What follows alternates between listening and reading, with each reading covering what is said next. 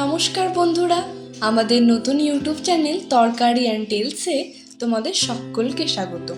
বাঙালিয়ানাকে সাথে রেখে জন্মাষ্টমীর দিনটিতে শ্রীকৃষ্ণের আশীর্বাদ নিয়ে শুরু আমাদের নতুন পথ চলা।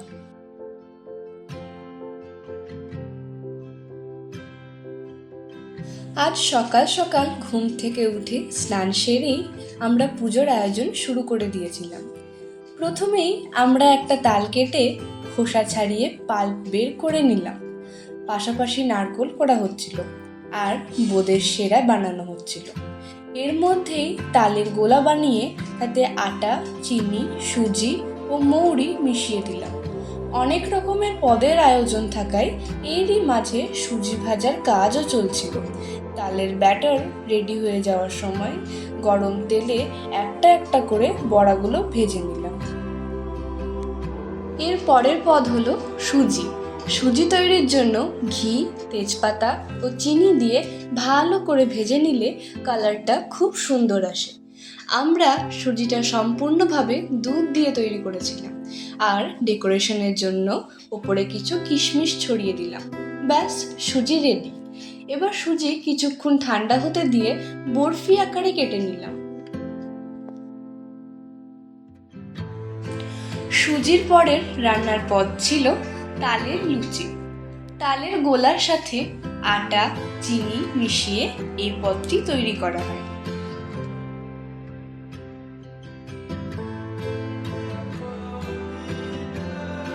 এত কিছুর সঙ্গে সঙ্গেই চলছিল বাড়ির খুদেদের গাঁদা ফুল ও রং দিয়ে ডেকোরেশন। একে একে করে নিলাম গোপালের আরও দুটি প্রিয় পদ, ক্ষীর ও পায়েস। এরপর বানানো হয়েছিল মালপোয়া ও গোকুল পিঠে। মালপোয়া বানাতে প্রথমে আটা, পরিমাণ মতো সুজি, মৌরি, চিনি, সামান্য নারকোল কোড়া আর কিছুটা বেকিং সোডা দিয়ে ব্যাটার তৈরি করে গরম তেলে ভেজে নিয়ে চিনি সেরাতে ডুবিয়ে দিলাম।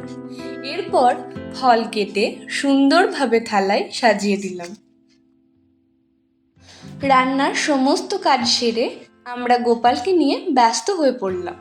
প্রথমেই গোপালকে দুধ গঙ্গার জল দিয়ে স্নান করিয়েই পোশাক পরিয়ে সুন্দর করে সাজিয়ে দিলাম।